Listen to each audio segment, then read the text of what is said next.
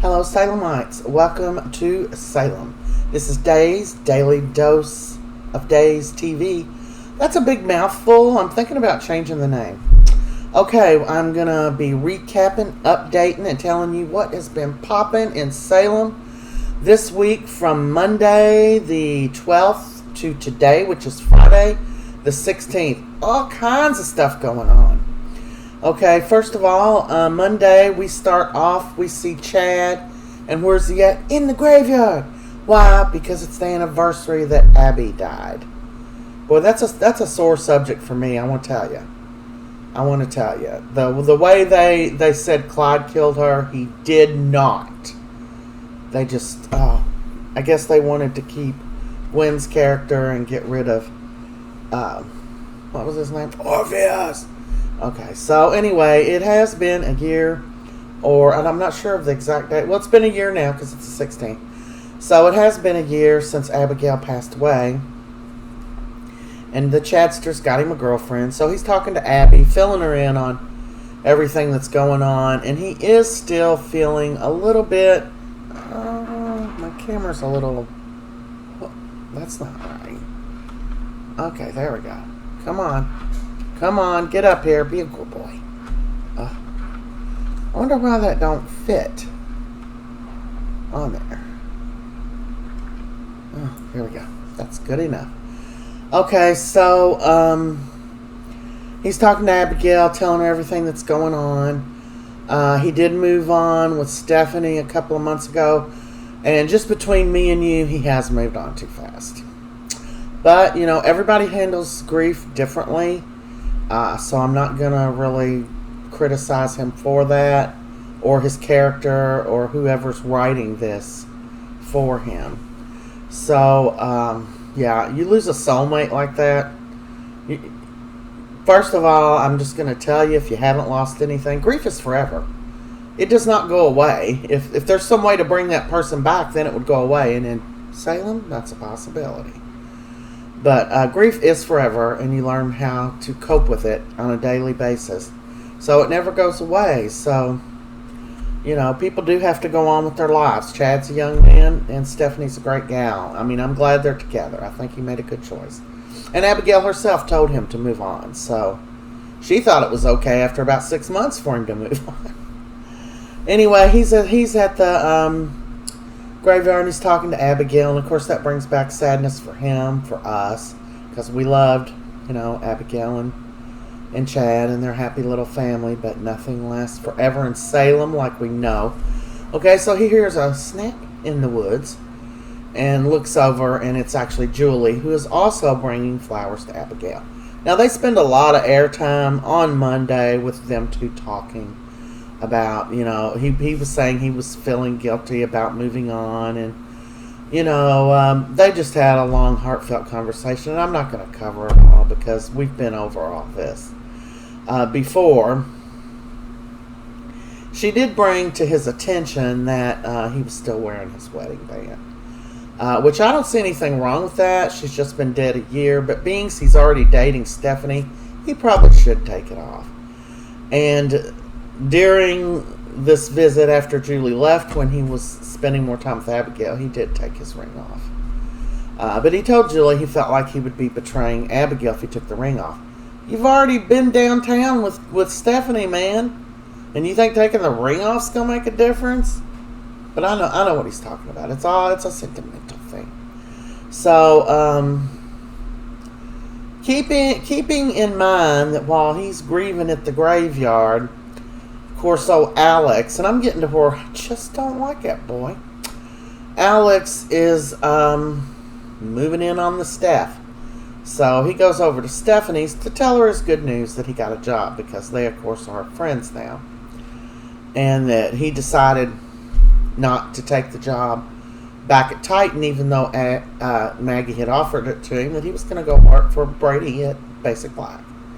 So she's like, I could use some good news. So he's like, oh, no Chad? And she's like, no, I don't think I'm going to be seeing Chad today. And he said some off comment.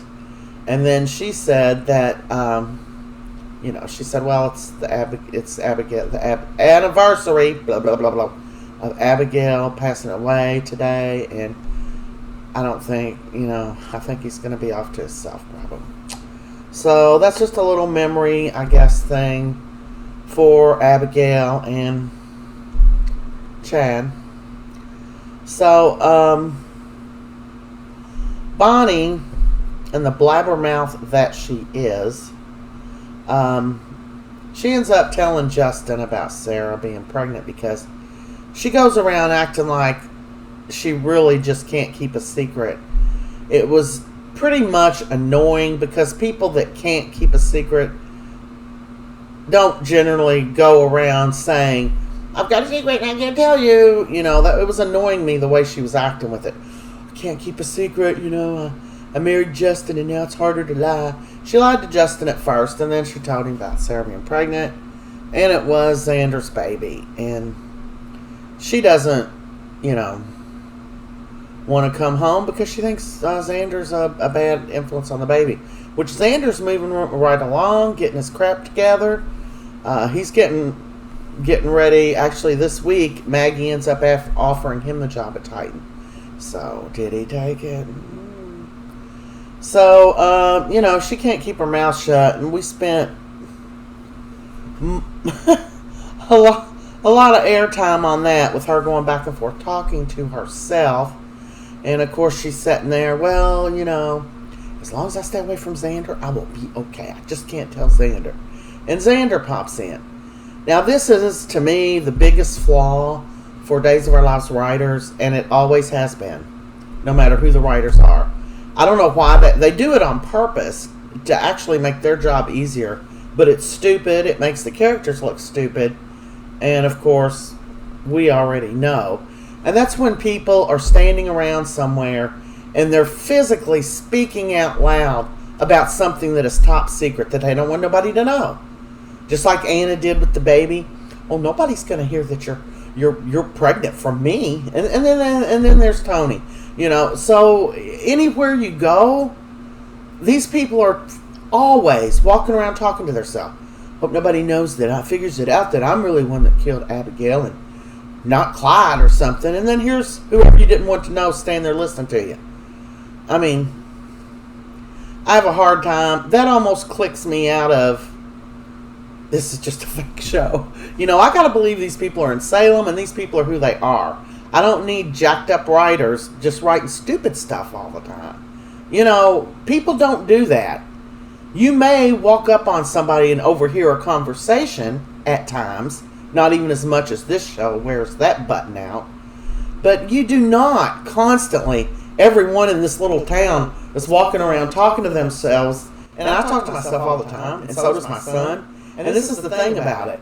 He'll be going around the house talking to himself, and I'll say, are you talking to me? And it's because he's not talking very loud. He's more mumbling because, it's something he said to himself. Now, why the hell didn't I think of that before? Something like that. And he just says it in a lower voice because he's telling himself that. He's bitching at himself. I don't need to know it. But have you noticed when they're talking to themselves on days, they make sure they say it loud enough that anybody in the whole damn house can hear it. Or the square. It just gets on my nerves so bad that they do that. It's annoying. So there's Bonnie walking around. I can see, like she's hopped up on crack or something, or well, back when I was growing up, what was that stuff? Well, it wasn't crack or even close to whatever crack is. We didn't smoke nothing to hop you up. What was that stuff that I used to take? It was a diet pill, but Dexatran. That crap was speed, and we took it when we were younger and not overweight because we thought we were overweight. Now, don't that just tick you off? Well, once you get older and you are overweight, it really pisses you off the time you wasted. Oh, I'm too fat. When you were perfect. God. Okay. I got off. I'm going to get back on.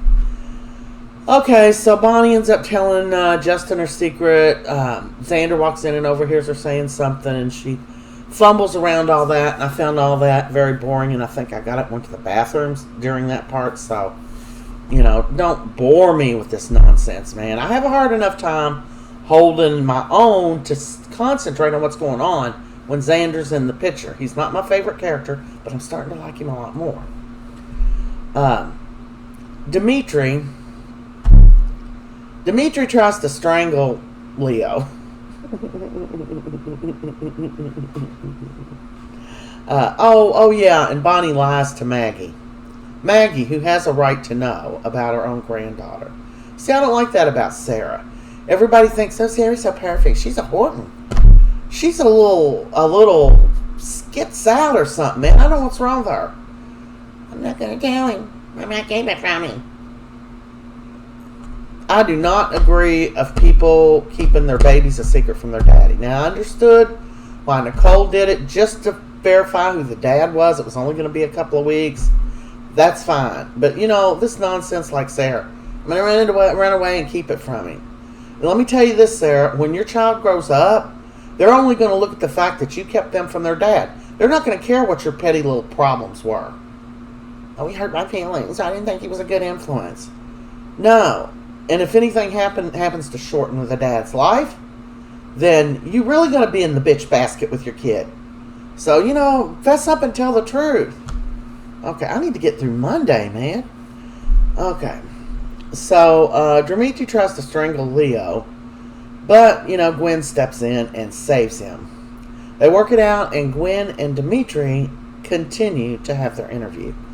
Now, instead of going to the bistro where Gwen had made some reservations, he said he wanted to stay there in the room and have a more quiet dinner where they could talk without being looked at, gazed upon, bothered, or anything else. I thought it was a good idea.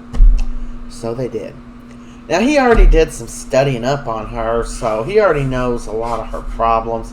And he slid right in there being the manipulator that he is and that his mama is. And he really hit home with Gwenny. By the time he left her, she was, yeah. So then we move on to Tuesday. Okay. And I wrote down, Bonnie keeps running her mouth. Speaking of Bonnie,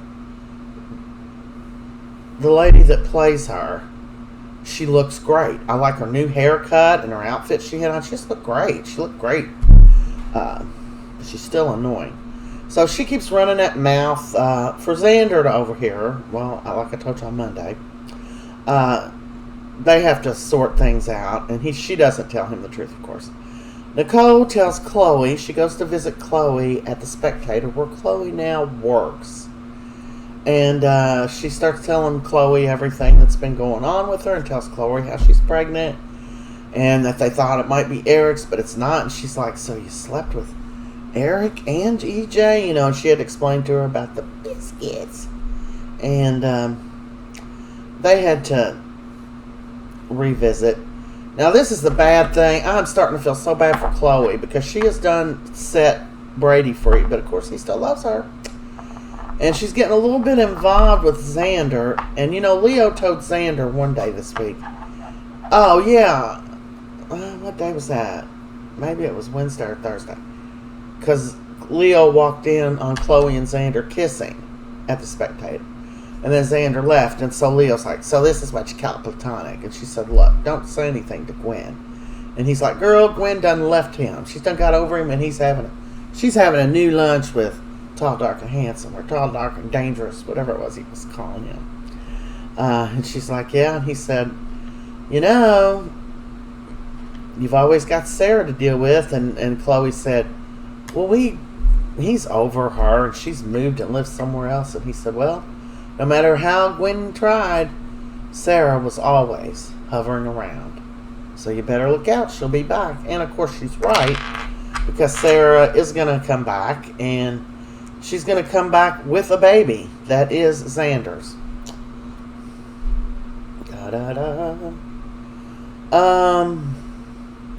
Gabby gets the divorce papers. She is legally divorced now. And Stefan says, you hear that? That's wedding bells. So they're getting all jacked up and hopeful that they're going to be getting married soon. Meagan, what is Meagan up to? Controlling the world, from what I can understand. It doesn't just go as far as Tamara or her brothers and sisters. She's got world domination. I think she's not even going to say that. I was going to say something that I'm not going to say. Okay, so Meagan decides she is going to reel in Lee Chin, see if he's interested.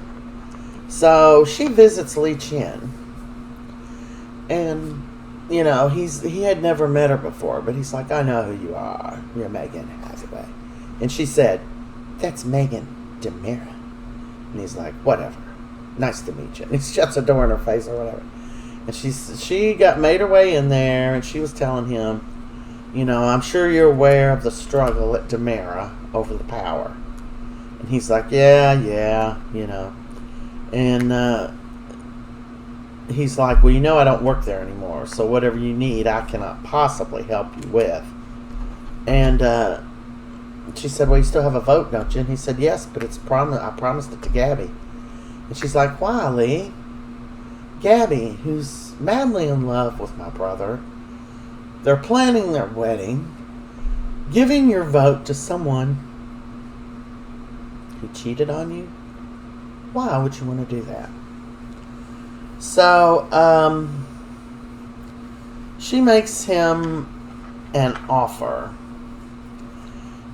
And she wants him to join ranks with her. And she wants to get rid of Stefan. Get rid of him. Kill him. Murder him. Give him the axe. I see him. And I don't think Lee gave her any kind of answer. I think he insinuated to her, why would I want to do that? And I'm not sure, it didn't show what she was actually offering him to do that, but she was telling him, if he's out of the way, Gabby's going to be distraught and could fall right back into your arms. That's not her exact words, but that's what she was talking about. If he's out of the way, you can get Gabby back. So, they had some words, yada, yada, yada. Lee agrees to work with Meagan to destroy Stefan, but he waits a couple of days before he calls and tells her that, I think. Sloane ends up telling Eric that she wants to have Eric's baby, and that he's been so good to her, and that her parents are dead. Her brother's going to end up, in prison for many, many years. She doesn't have any family, and she knows how important family is to him. And how beneficial it would be for both of them if they just had a baby. He's telling her it's just not the time. You've got too much going on with your brother and blah, blah, blah. Anyway. Let's see. Lee agrees to work with Meagan to destroy Stefan and to take Gabby down. Oh, okay. Okay, she had visited Lee. Then he ended up calling her back. So she's talking to him on the phone, and he's saying, about what we talked about, I'm in. That's why he agrees to be in cahoots with getting rid of Stefano. And Meagan said, my little brother isn't of this world or meant to be in this world or something. I can't remember her exact words, and I don't know that I understood them in the first place. And because she's talking on the phone, and then she looks around because EJ's standing there, and he said, is that right? Or something. And she's like, I gotta go. And she gets off the phone because EJ overhears her talking on the phone about taking her brother out of this world. So, yeah. EJ overhears it. So she explains, so we move on to Wednesday.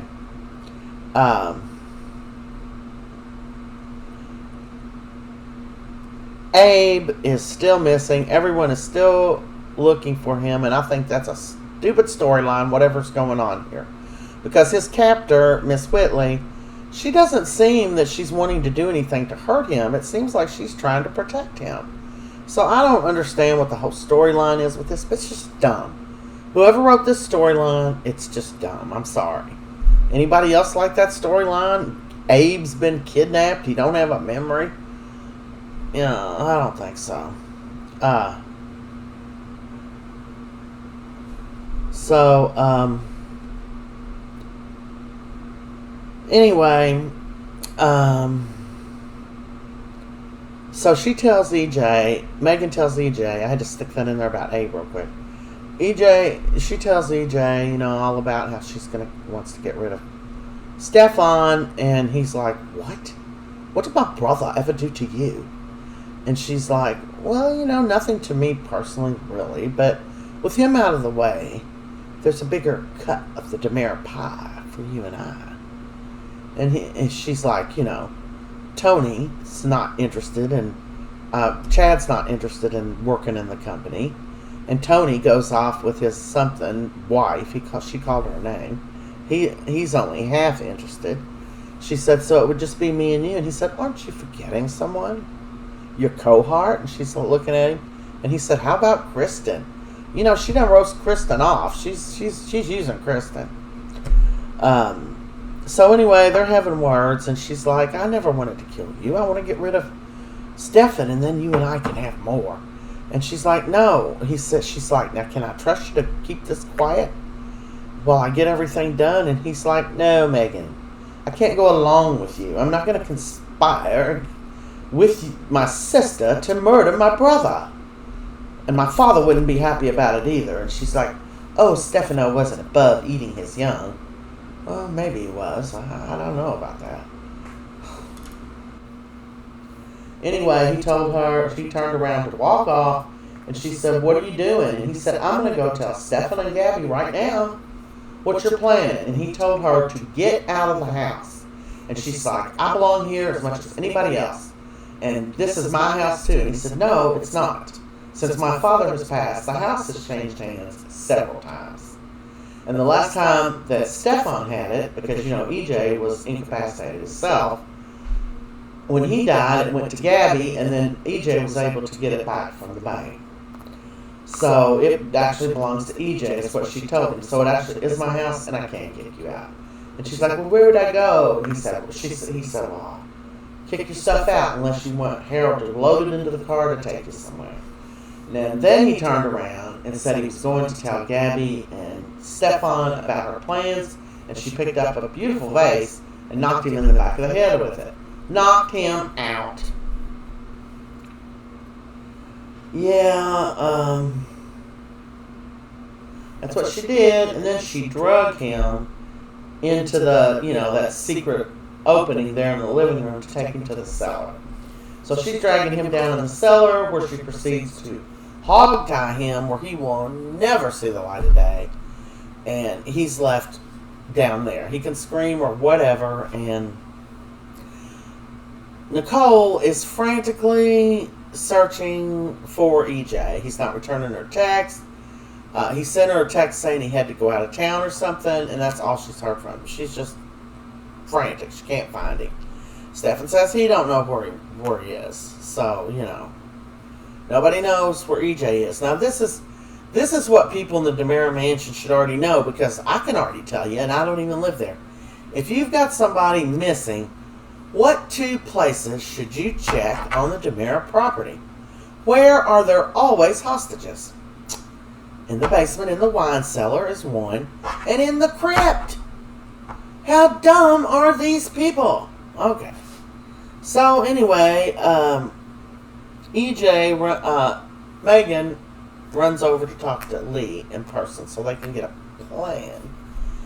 And Dimitri comes home, and he's all excited, and Kristen said, oh, I seen you got a glowing review from Gwen and the Spectator. Sit down and tell your Auntie Kristen about it. And they're talking and stuff, and somebody she was trying to influence, Sloane Peterson, she's going to get her to be her lawyer to try to get Rachel back.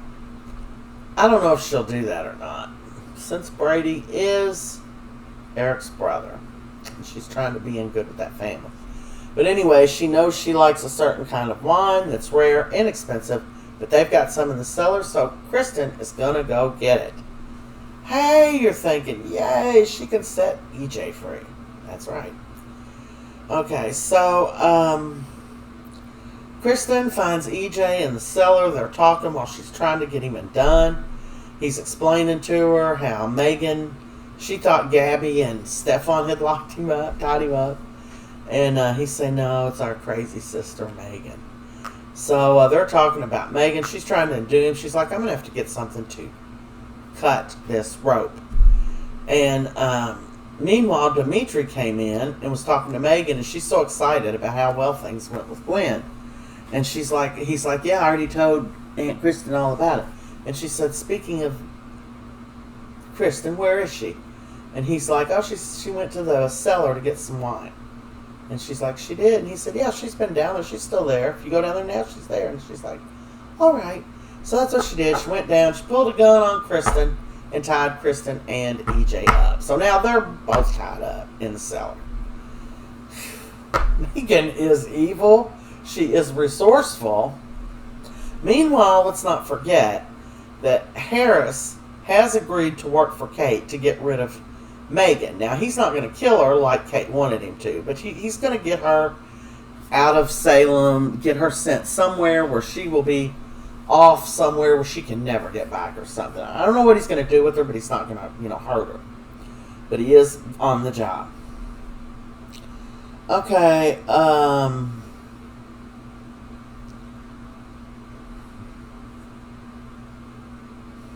of course, let's not forget that Meagan has the gun.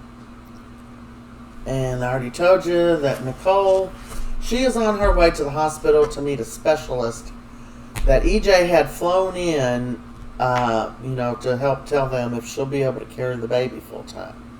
So she's already at the hospital, pissed off that he's not there. And the doctor's going to be there any minute. Sean, we're going to Friday now today. Sean is still drinking like a fish. He's a drunk. He's just a drunk. He's carrying so much guilt about, hurting his father. He's just drunk as a skunk. And he's like, and my bottle's missing. I had to go buy another one. Belle's like, yeah, I threw it out. I'll be the first to admit it. And it's causing them to argue. Belle's all stressed out. And Sean is just beside himself. Harris visits Meagan. She is shocked that he walks up on her as she's coming out of the cellar. And he said, what are you doing back there, Meagan? She was shocked to see him, but he is part of her plan. She's going to brainwash him and have him kill Stefan. That's her plan. Yeah, I just remembered. So Harris is part of her plan. She wants to kidnap him, brainwash him again, and make him kill Stefan. She really has. She has no feelings, except for, it seems like, Dimitri. She has feelings for Dimitri. Okay, so Sean gets all drunked up, and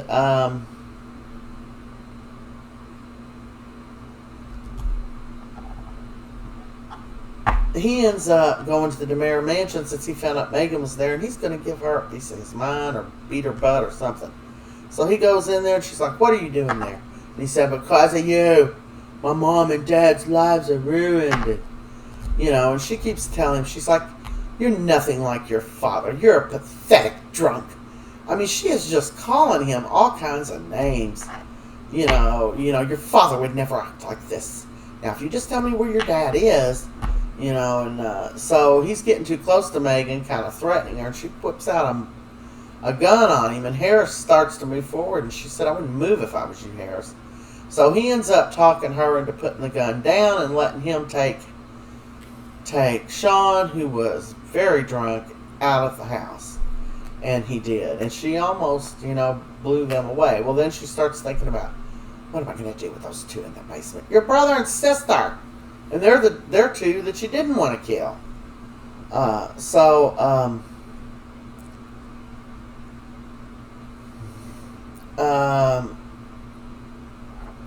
Kate is walking past Eric and Sloane in the pub, and she hears Eric say, I don't think it's the right time to have a baby, and she turns around and says, why the hell not? So she sits down and talks to them, and, being her recent experiences of being dead and then almost dead again, she's trying to tell him, if there's something you really want, you don't need to put it off, you need to go for it. So she said, I know Sloane isn't my favorite person here, But you all are obviously in a relationship. I heard about what happened with Nicole. She's moved on. Now you move on. Don't be cheated out of something you want. And you just got an offer here. So they're going to have a baby now. Eric and Sloan, they're going to try to get pregnant. Kate encourages it. Nicole makes her appointment, and Kayla tells her she'll stay in there with her, so she don't have to go through that herself. And later, Eric and Sloan are walking along, and they see Nicole walking dazed, and Eric says, "Hey, Nicole, is everything okay?" And she tells them she just seen the doctor, and they're very positive about she should be able to carry this baby full term. So they both were congratulating her, and Sloan said, "Well, we've got some news too. Eric and I decided we're going to go on and try to have a baby. Isn't that great? We'll be like twin pregnant women or something." And Nicole's just looking at her. Nicole didn't want to hear all that crap. I feel like I left something out because I got sidetracked so many times. But it really was a good week, and that's what's happened in Salem. And today is June 16th, 2023. If you like watching the video, then click subscribe and like. And that's it. I guess I will see you all in Salem next week. I think I'm going to go over there now. So be safe and love one another, and I will see you all next week.